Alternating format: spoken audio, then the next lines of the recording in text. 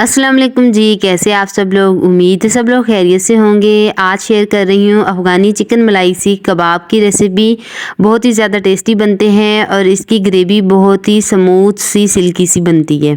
एक दफ़ा घर में ज़रूर ट्राई कीजिएगा। वीडियो पसंद आए तो दोस्तों में शेयर कीजिएगा।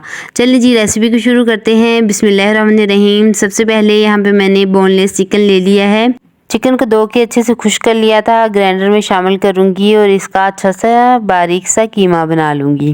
ग्राइंडर का ढक्कन लगा देंगे और इसका अच्छा सा कीमा तैयार कर लेंगे। देखिए यहाँ पे कीमा हमारा बिल्कुल तैयार है। अब इसे एक बाउल में निकाल देंगे।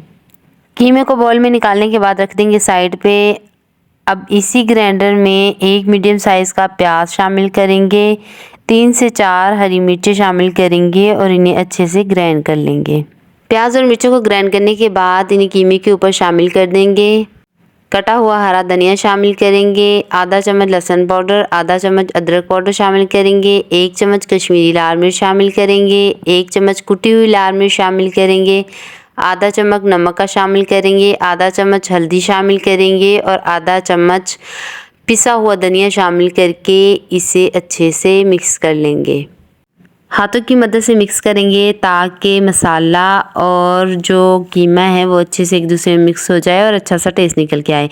मुर्गी में कोई चिकनाहट वगैरह नहीं होती, इसलिए हम यहाँ पे आधा चम्मच घी का इस्तेमाल करेंगे। घी शामिल करने के बाद इसे अच्छे से मिक्स कर लेंगे।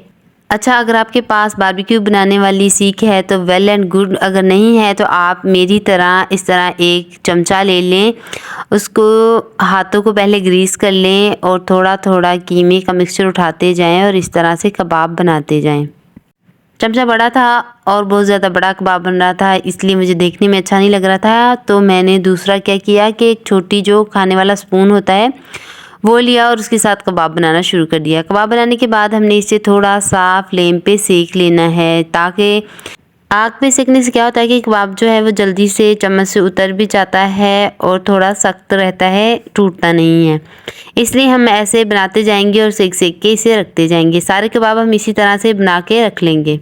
यहाँ पे देखिए सारे कबाब बन चुके हैं। अब हम इसे इस स्टेज पे स्टोर भी कर सकते हैं। कोई भी एयर टाइट कंटेनर ले लें या एयर टाइट बैग ले लें, उसमें इसे रख के स्टोर कर सकते हैं। अब हम इन कबाबों को थोड़ा सा कर लेते हैं फ्राई। हल्का ऑयल लगा लेंगे फ्राई पैन में और एक एक करके जो हमने कबाब बनाए हैं वो रखते जाएंगे फ्राई पैन में, ताकि अच्छे से फ्राई हो जाएं और इनका अच्छा सा कलर निकल के आए। आप लोग कबाबों को इस स्टेज पे ग्रिल भी कर सकते हैं। मैंने यहाँ पे इसे फ्राई पैन में इस तरह से ऑयल लगा के फ्राई कर लिया है।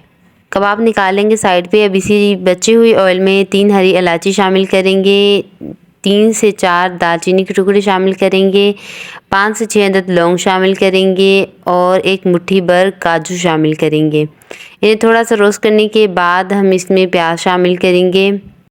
प्याज शामिल करने के बाद इसे हल्का सा गोल्डन ब्राउन कलर आने तक फ्राई कर लेंगे।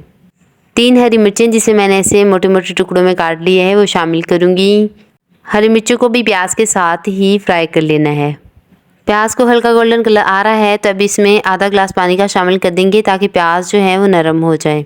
यहाँ पे देखिए प्याज, टमाटर, हरी मिर्च, काजू बिल्कुल तैयार है। अब हम इनका पेस्ट बना लेंगे। जूसर का जग ले लेंगे और उसमें पानी डाल के इनका अच्छा सा गाढ़ा सा पेस्ट बना लेंगे। एक कढ़ाई में 1 से 1.5 चम्मच ऑयल शामिल करेंगे और उसमें कुछ गरम मसाले को रोस्ट कर लेंगे। 1 बादाम का फूल, 3 छोटी इलायची, 2 से 3 छोटे टुकड़े दालचीनी के, 1 तेजपात का पत्ता जिसे मैंने बीच से तोड़ के शामिल किया है। इन्हें रोस्ट करने के बाद जो हमने प्याज, हरी मिर्च और काजू का पेस्ट बनाया है इसे शामिल कर दूंगी। पेस्ट शामिल करने के बाद इसे अच्छे से भूनना है जब तक इसका ऑयल ऊपर ना आ जाए। थोड़ा सा हंगार शामिल करेंगे। हाई फ्लेम पे इसे भून लेंगे ताकि इसका पानी जल्दी से खुश्क हो जाए और ऑयल ऊपर आ जाए। ऑयल ऊपर आ चुका है। अब इसमें दूसरे मसाले शामिल कर देते हैं। 1 चम्मच काली मिर्च का पाउडर शामिल करेंगे, 1 चम्मच कुटा हुआ ज़ीरा शामिल करेंगे और आधा चम्मच गरम मसाला पाउडर शामिल करेंगे। इसे अच्छे से चम्मच हिलाते हुए भून लेंगे ताकि नीचे न लग जाए। आधा ग्लास पानी का शामिल करेंगे ताकि मसाला हमारा अच्छे से भुन जाए। पानी के खुश्क होने तक इसे चमचा हिलाते हुए भून लेंगे। अगर आपको थोड़ा तीखा खाना पसंद है तो आप इस तरह से हरी मिर्चें लंबी शामिल कर सकते हैं या इसे कूट के भी शामिल कर सकते हैं। इसमें मैंने यहाँ पे 3 हरी मिर्चें लंबी शामिल की हैं। आधा चम्मच नमक का शामिल करूँगी और इसे अच्छे से पका लूँगी। ऑयल के सेपरेट होने तक ग्रेवी को पकाएंगे। यहाँ पे देखें 15 से 20 मिनट मैंने इसे ऐसे चमचा हिलाते हुए पकाया है। तो ऑयल देखिए बिल्कुल सेपरेट हो चुका है। अब इसमें सीख कबाब शामिल करेंगे। कबाब शामिल करने के बाद फ्लेम को स्लो टू मीडियम पे कर देंगे और इसे अच्छे से चमचा हिलाते हुए पका लेंगे। यहाँ पे कबाब हमारे बिल्कुल पके हुए हैं, तो ये बिल्कुल भी टूटेंगे नहीं। आधा पैक क्रीम का शामिल करूँगी। ये 200 ग्राम का पैक था, मैंने इसमें से आधा 100 ग्राम शामिल की है। अगर आपके पास फ्रेश क्रीम अवेलेबल है तो आप वो भी शामिल कर सकते हैं। क्रीम शामिल करने के बाद इसे अच्छे से मिक्स करेंगे। ग्रेवी के लिए आधा ग्लास पानी का शामिल कर देंगे। पानी शामिल करने के बाद इसे स्लो टू मीडियम फ्लेम पे 20 मिनट तक पकाएंगे, ताकि आहिस्ता आहिस्ता ये पके और कबाब और ग्रेवी का अच्छा सा टेस्ट निकल के आए। ढक्कन ऊपर रख देंगे और फ्लेम को स्लो टू मीडियम के बीच में कर देंगे।